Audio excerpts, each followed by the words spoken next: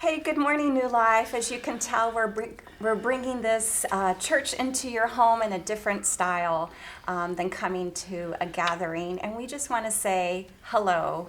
And we are here and joined by Angela, Joel, Bill, and Christy. And church is going to be a little bit different. So I want to start with the question. Have you ever thought of, I just want to stay home one Sunday from church? I have. And now is our opportunity. So if that means driving out to the beach to clear your mind or going on a hike, now is our opportunity to do that. Maybe it looks differently. Maybe it's blessing a neighbor and checking up on your neighbors. We hope that you'll be creative and think outside the box as we do church a little bit different in the next coming weeks.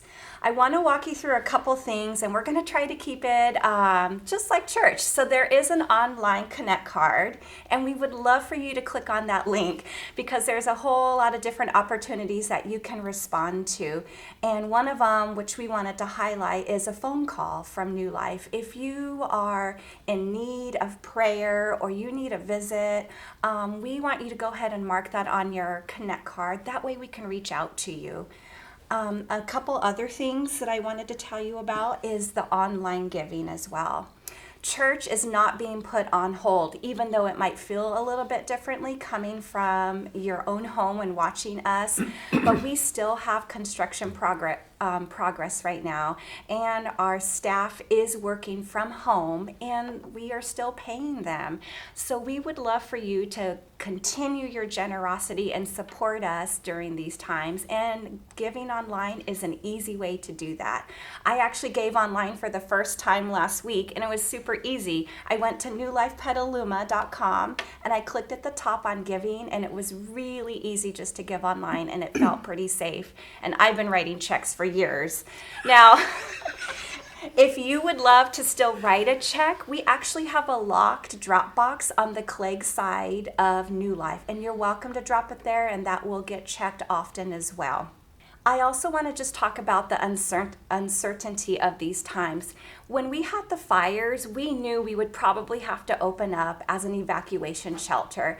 But with everything going on, we don't know how we could possibly respond to something like this as a church and loving our neighbors. So that's why giving is so important at this time, just so we're ready to respond in a variety of manners, which we might not even know what that looks like now. Lastly, I just want to talk to you about community groups.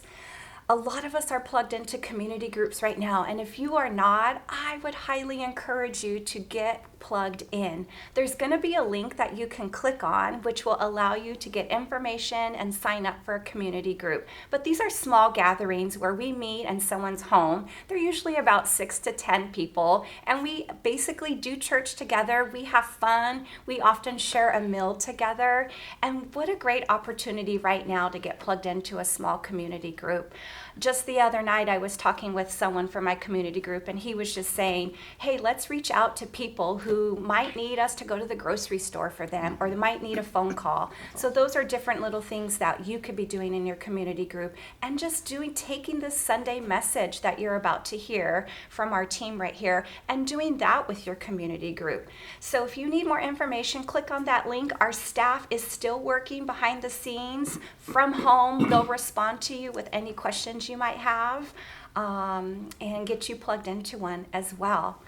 So I'm going to go ahead and turn it over to my team right over here. They're going to go ahead and have a conversation, and I'm excited to hear from them. I actually don't even know all their talking points quite yet, so it's going to be exciting to hear what they have to share. So I'm going to turn it over to you.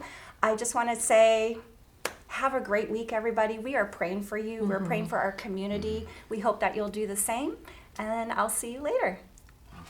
Thank you. Nice. Well, like Diva said, we wanted to have a conversation to kind of talk through what we're all experiencing right now. It's uncertain times, and there's all sorts of thoughts and feelings all around it. But one of the neat things about being a church together is that we get to learn together. We get to figure out how to be Jesus together. And so really, as this thing was developing in the last couple of weeks, Bill, you were kind of the first person on our leadership team to raise your hand and kind of say, hey, team, we got to be aware of this. We got to respond to this, and it's probably going to impact us. And we were kind of like, that's right. So, like, what was stirring in you to create that desire to raise your hand and say, New Life, we have an opportunity to respond well? Yeah, so that was, I guess, a week ago today, right? So it was last Saturday. And a lot's happened. Obviously, lots of things are happening at light speed. So, but, you know, like most of us, I was reading, hearing on the news, seeing on social media, all the different stuff, and really trying to understand what the effects of the COVID-19 virus might be, and then seeing all the different reactions that came from that, and responses to the crisis. And then, you know, obviously, first of all, like most of us, it was like trying to gauge, well, what's that mean for me? First, you know, from the initial reaction is, oh, it's not that big of a deal, to then understanding that then who it seems to affect the most, the aged and those whose health is already compromised. And then at some point last Saturday, I realized, hey, we're having a very public gathering tomorrow. And I haven't heard that we're taking any measures to protect our guests, and particularly those most vulnerable who attend New Life. You know, we're a very welcoming community. You know, we love our hugs, right? And so what does that mean when we gather together? So I thought about that for a little bit, and then it hit me too that we had a real opportunity as a church, and frankly a responsibility as the church to, you know, first of all, to acknowledge the fear and vulnerability that many in our community, both in our church community and in the larger community, are feeling. And then also to acknowledge the risks that are associated with the spread of this contagion. And then how do we choose to respond to that? You know, out of love and not out of fear. How does the church look in that moment?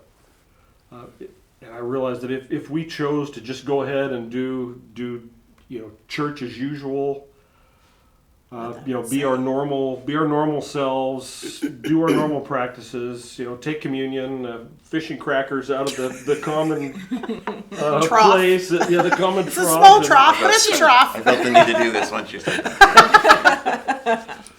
You know, what does that mean? You know, I thought at the time, well, at best, that we might be sending the message if we just did church as usual that way, that, you know, that once again the Big C church is being a little insensitive to what's happening in our community, and at worst we may actually be placing the health of those vulnerable to this that are in our church at risk. And that's not who New Life is. No. It's not who we are at all. I was so chagrined to get your email or text, I don't remember, because like we all like to look around and be like, why are they panicking? They're so selfish, they're so self-absorbed. But when I got your text or email, it was like, oh my word, I didn't realize it. Obviously I was aware of what was going on. I had not realized that I had looked at this purely from a humanities standpoint, like Angela's humanities standpoint. And had not like pulled over as a leader in an organization that needs to guide an organization. I was not thinking of our social responsibility as a collective. I was thinking about, well, how do I feel about my health? How do I feel about how I feel about going to church tomorrow? Like it did not, I was so grateful for you to lead in that way and call us as an organization to the conversation and not just individuals. Like that is, I'm sad it took me that to like put the other hat on. Like I put the other hat on. Anyway, I was really grateful. You spoke up like, hey-o, how do we as an organization?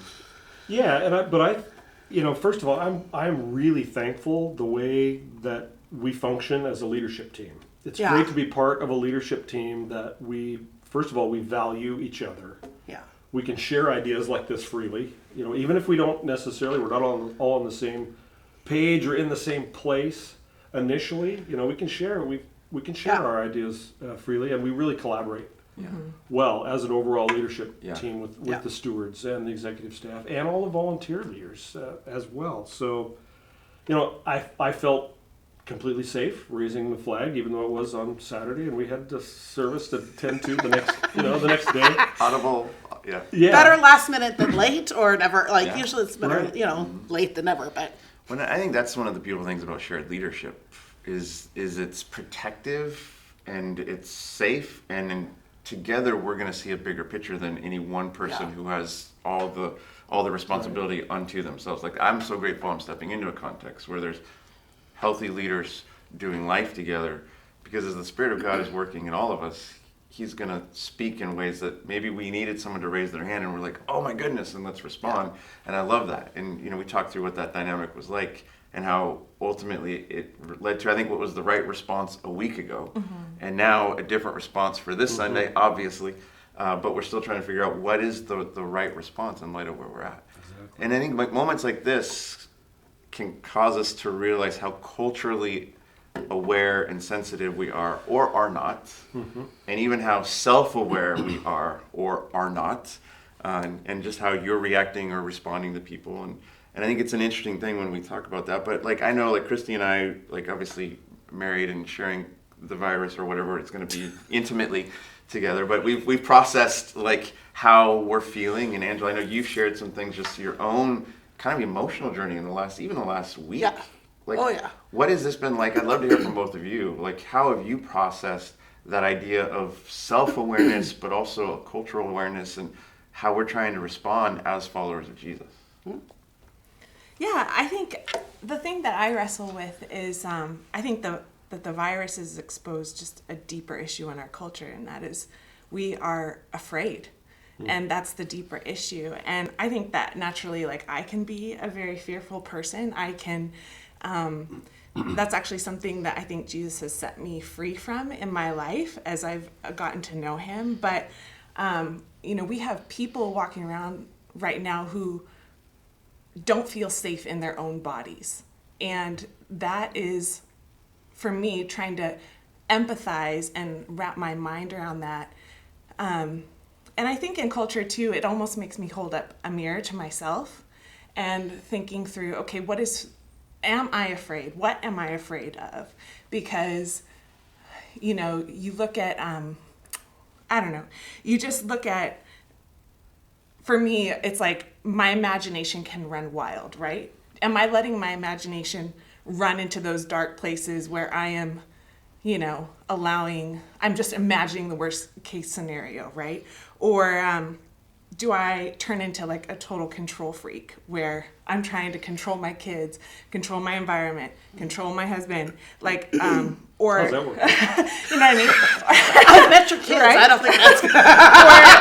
Or do I shop and try to buy all the things to make myself feel better? Or do I isolate myself as a way of escaping the reality? And I think those are things that, sure, it might not be extreme in my own life, but those are questions that I have to ask myself. And I think that the only way through fear is allowing Jesus to free you from it. And so it's like, no, I need to take authority over my thoughts, my thought life, not go down those dark alleyways. I need to, when I feel that need to want to like take control, that no, I take that in prayer to God and say, God, you are actually the one who's in control. I'm going to give that to you. That I don't try to buy my way to peace. I'm not trying to make myself Toilet paper feel your way home. Yes, the toilet paper. Pad my fear with toilet paper. That I don't pull myself into isolation, but instead it's like, no, like, how can I be there to support my community, even if from a social safe distance? Hands-free support. Yeah. Because I think if fear is a cruel master, and it's cruel, and fear terrifies you, and then it paralyzes you. And so it just will invade us inch by inch if we don't take some sort of authority over it. And that's the wrestle that I feel. That's the struggle that I feel. And I feel like we're all kind of wrestling with those things at some level. Yeah. So this is a fun process of us getting to know each other, because I would never have predicted that answer from you, like never. And it's so cool. It is literally the flip side of the same coin, but my experience was the literal opposite of that. My nature is risky in its DNA. I like risk. I like change. I'm just risky in my natural being. I don't work at that. But I have always liked the fact that that has caused me to not fear. I don't have to even think about those alleyways and not go down. But this week has been a massive week of self-awareness, which I would not have guessed that would be part of COVID-19 for me. But you said something the other day of like the natural two ends of the spectrum. I'm going to misquote you right in front of you. Sorry about you. But I think it was fear was over here or cynicism was over here. And I said, I'm not actually experiencing any of those. I am like all kinds of full of judgment. I like the fact that I'm calm under crisis. I love it. I've always liked that about me. But what I found in this is it goes like, that's probably the best case scenario of that side of my nature. What I found in this particular instance was I am not cynical and I am not fear-based. I am full of judgment, which you pointed out were like, well, that is a face of cynicism for people that are struggling with fear. Like I was doing my best to bring my pastoral heart to the table and be like, yeah, okay, I can meet you in that fear, but I couldn't empathize and I couldn't... it wasn't totally authentic as I was processing other people's fear. And that led to an awareness of an emotional allergy for me, which is a really unfortunate emotional allergy in this particular environment. Because what I realized was if someone was speaking to me from a place of panic, I was writing off everything they were saying. So they could have been saying something wise or something like a caution we should be paying attention to. And I was just discounting whatever they were saying. And because of my emotional allergy, I couldn't fully be in their moment because I am trying to process my judgment. I am busy writing off what they're saying. Like it was a miserable tug of war in every single conversation. So that's just so like, yay, I can enjoy you sharing your journey and not be sitting over here. So it was part of me. You said, God freeing you from fear. What I felt this week was a huge freedom to stop the judging and to like, and it took an about face, like a complete about face. So much so that we had a meeting one night and I had all kinds of recommendations about what I thought we should be, or should not be doing. And by the next morning, I think our meeting was at 10. Yeah. And I think I saw that email tomorrow. I'm like, there's a 180 going on. Well, yeah. And maybe there's a chance to talk about more what that was, but God completely changed by exposing that motivation that I had under the surface that I didn't know was there. Once he exposed that, it changed everything for me. And it wasn't to fear. It wasn't to jump from cynicism to fear. It was something swinging on that side more beautiful. For sure. Yeah. I think like when we experience kind of extreme situations, it brings out extreme versions of us that we're suddenly learning how to face ourselves. And I mean, I don't know what else to call a pandemic other than it's extreme. Obviously. I mean, we're seeing the implications worldwide, not just regionally, even though we're trying to respond in our space of the world. And I think one of the things that we often see then are those emotional, what I just call emotional edges, right? So on one edge is the fear, the sky is falling, and I have to have all the toilet paper because somehow that's going to keep Makes me me safe. feel better. Yeah. Which I do resonate with that because I ran out of toilet paper once in university and it was horrible. But There are no good alternative options. but that was life planning issues, not like pandemic issues, right? But you have that one edge, which is like just fear and panic. And then you can swing to the other way. And this is kind of where I've had to check my spirit, but it is that kind of jaded, cynical response to the circumstance, which has a judgmental aspect to it. Like, kind of like I've seen so many posts online and I'm just kind of like, really? Really, people? Come on. But I've had to like check that spirit in me too, because I think either of those really don't reflect the heart of Jesus. I think I think Jesus shows us something very different in his heart of compassion, this man who was filled with grace and truth. Like there's this beautiful place that he walked. And I just love to hear your thoughts on that as you're reflecting in your own faith journey and as leaders trying to model and reflect and call people to be more like him. How do you think Jesus would respond in this time? And how do you think he would want us to be like him in this time? I think you brought up something that I was thinking about from the very beginning about that. And that is when you think about how Jesus interacted with his inner circle even. His 12 best buddies didn't get it most of the time. Mm-hmm. And he was so patient and grace-filled with them. Most of the time. Most of the time, yeah. And you're still so dull every once in a while. You could just see like, oh, yeah. Exactly. But he loved them all the time. Mm-hmm. And always. That was the first thing that stood out to me was, okay, from the same standpoint that I could get to saying really to those conversations that are happening either online or in real life, and just thinking, okay, I need to be more patient and grace-filled in those situations for people who are not at the same point that I'm thinking or not in the same point on their journey, actually. And that's not what I default to. So that's what I was thinking. And then as well, of course, the obvious with Jesus is that he came to be with the most vulnerable people. That's really who he It's true. His was, people groups was drawn were, to. Yeah. Marginal. Yeah. He didn't have COVID-19. Whatever, what's our number? COVID-19? 19. 19. I don't know why it's 19 versus 1, but whatever. But he had lepers. Hey, Google. Exactly. Yeah, leper, and he went as far as to physically touch and embrace at the risk of exposure. I mean, that's like, are you kidding me, Jesus? Like, Okay. am I going to follow you down that road?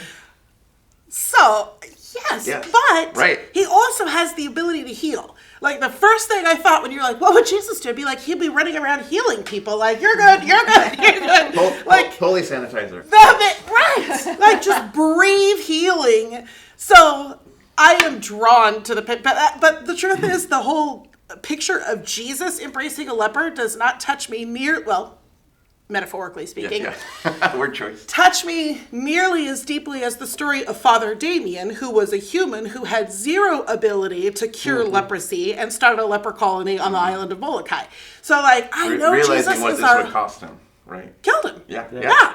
So I know Jesus is our ultimate, but like part of me, the cynical part, apparently the judges, part of me is like, well, of course he's embracing them. He has God immunity. But then I look at Jesus' followers throughout history and I'm like, okay, that's where I can see in that case, actually the reflection of Jesus or the shadow of Jesus is actually more impactful to me than thinking about the life of Jesus because... Looking at those who modeled him at risk and cost of themselves. Right. Yeah. But my first thing is Jesus would run around healing, right? Yeah. Oh. Well, and I love Jesus' words where he says, "Do not let your hearts be troubled. Yes. Trust in God. Trust also in me." And I think that that's his heart towards us, that he would step in. Because I think the antidote to fear is not be brave. It's not more courage. The antidote to fear is actually love. And when we have an understanding that Jesus loves us, that he wants what's best for us, if he were here in this room right now, he would wrap us up in his love and he would say, I have such great plans for you. Come on, let's go. I'm going to lead you into this bright, bright future. You don't need to be afraid. And I think that is what would ultimately, that would be his heart, his posture toward us, is this one of, don't even let your heart be troubled. Don't allow that fear, that voice to have a say in your mind. Let my voice be the loudest. My plans for you. He says, I know the plans I have for you. They're plans to prosper you, not to harm you. They're plans for good. And we have to hold on to those things. That even if we do get infected and things go crazy, that he still has a plan, even in that. And it's strong, and we can trust him. He's not going to abandon us and leave us to our own, to fight through it. He's with us, I'm super challenged by that because you're pointing out a Bible verse that has never really made sense to me, that feels like COVID-19 is the perfect time for me to be like, what does that verse mean? Yeah, Because the verse is perfect love drives out fear. I could not tell you right now how to apply that verse. So I'm totally challenged by that. I'm taking that challenge on this week just to let my mind wander and spend some time. I think the way that I was taught that verse was, well, perfect love drives out fear, so I don't have to be afraid of God anymore. Because God loves me, right? That's how I've been taught that verse in the past, which I think that's part of the application. But I think what Christy's getting at is there's also an application of how we live out that verse. So perfect love drives out fear of the other. So you're different than me, or you're contagious. Love drives out the fear I would have of that, because I know I'm loved, my identity is secure, my future is secure. So even if my love for you leads me into a risky place, these plans that God has for me transcends the little measure of time I'm counting, because God's like, I got a bigger plan for you. And I think sometimes the way we react to God is kind of the way when my girls were little, all they can see is, how long is this road trip? Like we have to, and I'm like, no, but we're going to Disneyland, so buckle up, throw up in the bag, it's gonna be okay, because the end game is beautiful. I hope Jesus is more patient. Well, Throw up in the bag. I'm learning to be, but I think that's kind of the idea totally. of all of this, that like, wow, okay, because we really don't know how this is gonna go. Like, we're taking this a week at a time. So, church, we're going to let you know what next Sunday is going to look like when we know what it's going to look like. So, buckle up and throw up in the bag? So is that our quote of the day? Buckle up and throw up in the bag. Jesus wins. But, I think there's that sense, like we don't know. Like, the hope, what we're trying to do in creating social distance and complying with what's been requested is this arc that's there. We're trying to help mitigate it and flatten it so that if we get sick, we can respond and have health care and protect the vulnerable. But how long is this going to take? We don't know. Is the contagion going to be held off, or is it going to spread? Will 50% of us have COVID-19 by the time this is done? We don't know. What are the long-term economic implications, right? Yeah. Like you had just said, I think last week meeting, like, I just haven't looked at my 401k because I can't bear to see what's happening with the market, right? Like, because there's issues. What are the short-term? We don't know. But what we do know is that Jesus said, in this world, you're going to have trouble. And then if he had stopped there, it would have been like, Thanks. throw up in the bag, right? But he didn't, because he said, but take heart, like, I've overcome the world. And I love that he says those words right before the cross. Like in his, arguably his darkest of moments. Yeah. His heart was for his own followers, because he knew it was going to be crazy for them, because they had no clue what was going down. And even though it should have been, guys, could you hold me up? He's like, hey, it's a crazy world, but I've overcome. And he said that before it happened, because he already, and I think that's our hope. And so I think, how do we be people of hope in this time and help each other hold on to that sense of hope, but also model hope for our friends, our community, our culture around us that doesn't yet know Jesus the way that we're learning to know him? What do you think that looks like?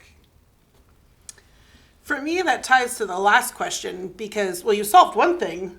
She challenged me. I was like, I'm challenged by that. And then you solved it, so that's great. Maybe you could solve this one, too. Oh. That's team effort. Team effort. Yeah, and then we got a hand. Social high five. Social distancing. So I have racked my brain, because I think we live in one of the most impactable times in history because of social media. I know social media can do a lot of damage, but the humans who are in charge of social media, and I don't mean the CEOs, I mean those of us that are posting. I own my own social media account. I have to take responsibility for my posts. Whatever complaints we have about social media came straight off of us. So we made the noise. When you say, both, what do you think Jesus would do? That was my second thought. My first thought was heal. My second thought was, how would he leverage social media? Right off the bat, because it's one of those opportunities that we have that is free, that is limitless, that is exponential, that is... However, that is where that question has been stuck, because the word I just keep thinking of, and you said hope, but I just kept thinking lift. like how I was so deeply touched by. I was at my chiropractor's office, and the office manager that was there is not a Christian that I know of, and her thing was I just have been asking myself, what could I post that could help people? And she wasn't talking like the latest Who update. Like she was like, Yeah. what could I say? And she had come to the conclusion, I could just foster gratitude. If I and what I post could just help people tune into a moment of gratitude. She did not say this, but because the question that was already rolling around in my head, what I heard was, how could I lift? And I thought, oh my word. Okay, I don't know what Jesus would say on social media, but I feel confident that he would lift. Like whatever he did say, the point of it would be to ease burden, ease fear, ease sadness, ease isolation. Like pick up these bricks that are burdening us down and just lift our collective psyche. That was what Noelle and I got into a conversation about, was like, we have an exhaustion. We've all been through, well, those of us that have been in Sonoma County longer than 6 weeks, have been through multiple wildfires, and we've barely emotionally recovered from that before a new, like, honestly, I think we would weather, you could speak to this, but I think we would have weathered a third round of wildfires better than a whole new crisis. This one's complicated too. So I just, both a question to what do you think Jesus would do, and then how do we be people of hope? I am challenged, and I guess I would challenge us. What could we do? What could we say on social media that lifted our collective psyche? Christian or not Christian? I don't know who's watching this, and those of us that are Christian, we have a hope that we could be putting out there, but anybody can lift. And if we all put our shoulder under it with just one post, or just taking down the post that is fear inciting, like we could lift each other. You see that, like where Jesus walked and those that stepped into his space, it was almost like this, they kind of stood up a little bit taller, right? Because breathe a little deeper. He came close and he poured something into me, and so now his spirit is in us. So how do we do that for the people around us in this time? Social media is a great platform. How do we lift the emotional climate to a more positive place? Because we want to be like Jesus in the spaces we walk. That's great. What do you guys think? Sorry, what do you people think? Good job, Catching Joel. myself. Good Catching job. myself. I think that's great. How do we respond to the cynicism? How we respond to that in grace and understanding and love that's out there. But also from a practical standpoint, how can we be helpful to the people that are most vulnerable to this right now? And that can be pretty simple. It could be the phone call. If they're isolating, it could be the phone call. It could be the offer to, you know what, you don't need to go to the store. You don't need to go to wherever. I have a friend in Southern That California could be that is random. offering home-cooked meals, and she just put it on generic Facebook. It's not like some private group. Yeah. She's like, anybody in the blank area of Southern California, if you need a hot meal, my door is open, and she offered childcare. So I'm like, okay. So many red flags, but yet if you're a safe person, right? Oh my gosh. Yeah. I'm so touched by that. And there's something so magnetic about that spirit of Yes. of I'm in this, but I'm standing tall, and I'm supporting the people around me. I'm shopping in the small businesses. I am going to, call that person. I'm going to say things that lift the room, and I think that's what shines so bright in seasons like this, is when everyone is panicking, who do you see? You see the person who is confident, who's unshaken. And I think that's the heart of God for us, that we can stand tall in, that we can be confident in that. And so that it's just amazing how when things get dark, how much that does stand out, and I think that's you don't have to do a whole lot. You just have to be Calm and kind. be who, yeah, exactly. Like be who, let that strength shine through you. Don't, and God will take that and he'll use it. because that's who you want when you're in a panic. Like when I'm swimming in the ocean and the waves are coming, I want to see that person who's just standing there strong, not battered or torn. It's like, okay, it's like I know they're there, and it's possible. Even if I don't, there's something there that can help me if I lose it, right? And I think that those light posts make a big difference. Well, and I think that's the beautiful thing. As followers of Jesus, we should be people of hope because of what he's done for us. But I think so many times, at least as I've grown up and been challenged on how to be Christian beyond myself, sometimes you get stuck on just being Christian for myself. And I think people of hope don't simply hold on to their Stand hope. there. People of hope share that hope, express that hope to those around them. And I think it's risk. I think being risky, and we talk about this word in some of our conversations. Like, again, there may be times where we are willing to take risks for the benefit of another person. On behalf of someone else. Yeah, and like I was driving home late and just went to Elroy's taco truck to get tacos because I love tacos and there's so much good Mexican food. Elroy's. And there was two gentlemen that were just kind of standing on the fringe, and you could tell that their home was on their back, right? And they had their dogs with them, and the one guy came, hey, do you have a couple of bucks so I could buy a taco? And I'm like, sure, I had $3 in my wallet. Here you go. And he goes to the menu, and I know $3 isn't enough for him and his friend. And I just felt like God was saying, like, you have a credit card. And I was like, okay. And so I'm like, what? Like, hey, this is what I ordered for me. And I just felt like I'm supposed to do this. And this isn't like, well, look at how great I am. It was just, here was this, like, Joel, you've been given so much for a purpose. And so then, okay, got them their meal in place. And then I also felt God like, and go stand with them.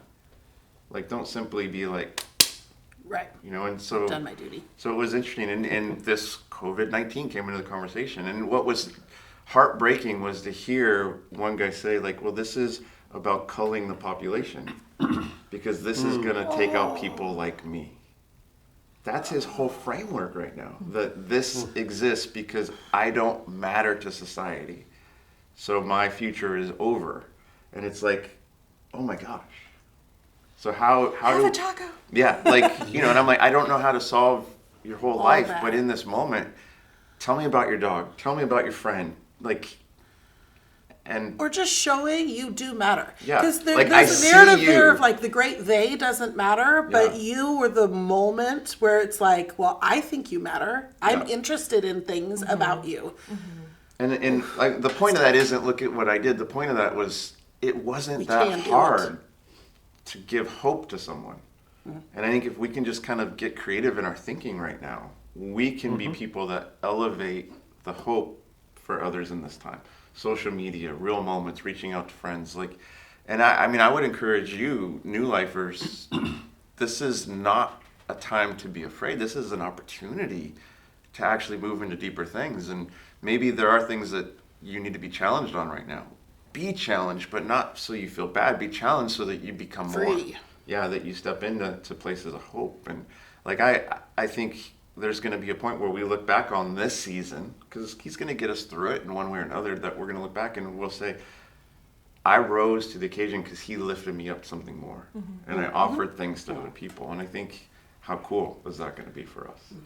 I read somewhere this week that even through the act of we as healthy people doing the things that the health organizations are recommending to help slow the virus, we're putting our healthy bodies as a stop against the spread of It's the a virus. barrier. Yeah. And through that, we are saying to the people who are most vulnerable, while the cynical people in society might say that, well, it's Doesn't just the matter. old people and the sick people that are going to die. We have the opportunity as the church to say, they may say that you don't matter, but to us you do. Yeah. So Yeah. That's Yeah. really cool. So we're in a unique time, and we're figuring out how to be church. As we were in these conversations this week and figuring out how do we communicate to all of you and who are in church. I remember my oldest daughter, Indy, had sent me a text, and the text was, "But Dad, how do we be church if we don't meet together on Sunday? And I loved her heart in the text because, and how do we reach new people that don't know? Because Sunday is such an opportunity every single week to open our doors and welcome people that are on a journey trying to figure something out. And how do we worship God? And I was like, these are such beautiful questions that she's asking. And it was a chance for me to say, don't forget that church isn't this building we meet in on Sunday. Church is who we are.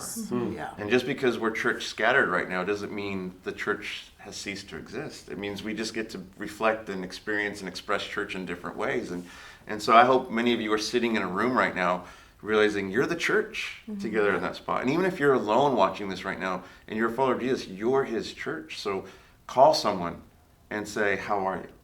Because that's how we be church. And we may not be able to worship through music the way we would want to, but what are some songs you could put on that tune your heart to God in this season? And I think this is a great chance for us. And so, New Life, we love you. We're with you, even if it's through a lens right now. And I think I would encourage you to embrace what Paul says in Philippians 2, where he says, each of you should look not only to your own interests, but also to the interest of others.